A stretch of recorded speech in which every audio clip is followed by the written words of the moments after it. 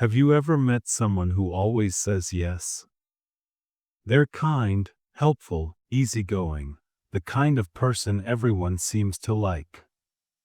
And yet, sometimes, when you're around them, there's a strange tension. You feel like you're walking on eggshells, even though they never raise their voice. What if I told you that behind the most agreeable people, there can be a quiet, burning rage? Not directed at you. Not even consciously directed at anyone. But it's there, repressed, denied, and growing stronger. Carl Jung believed that every personality trait, no matter how admirable, casts a shadow. He warned that those who over-identify with being good or harmless often push their anger, ambition, and truth deep into the unconscious. Not because they're weak, but because, somewhere along the way, they learned that love must be earned through obedience. They became the pleasers, the emotional caretakers. And in doing so, they split themselves in two. To please others, they wear a mask Jung called the persona. This is the self we create to be accepted, polite, generous, non-threatening. But behind that mask lies the shadow. All the things they were told not to be. Selfish, loud, angry, independent. These parts didn't vanish. They were buried, deep. And when something gets buried, it doesn't die. It waits. Here's the painful truth. Many people pleasers don't realize that their niceness is sometimes a form of manipulation. Not malicious, but unconscious. They give to be safe. They agree to avoid conflict. They anticipate others' needs because they fear rejection. And when that effort isn't acknowledged, when they feel unseen or taken for granted, the shadow begins to stir. Resentment builds. Quietly.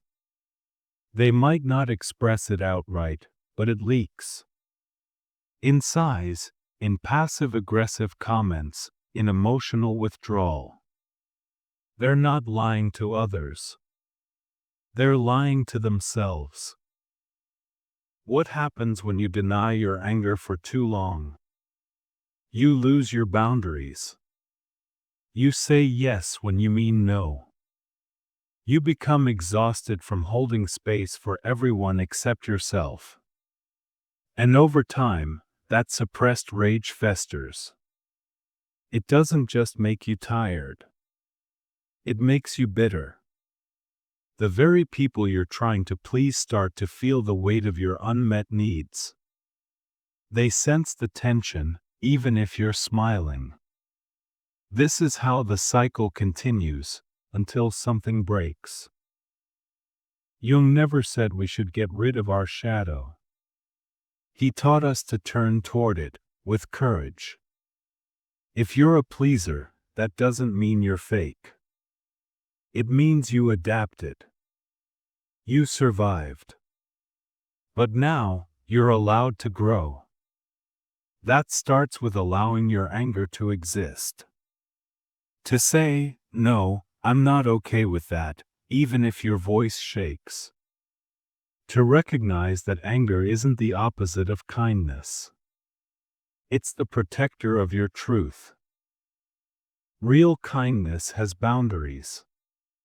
It comes from choice, not compulsion. When you integrate your shadow, you become someone others can trust, not just for your smile, but for your honesty. You become whole, not perfect, but real. So if this resonates, pause for a moment. Ask yourself, where am I pretending to be fine? And what would change if I honored the truth I keep swallowing? Because the most dangerous anger isn't loud. It's silent. And the most powerful healing begins when we listen to the part of ourselves we've tried to silence.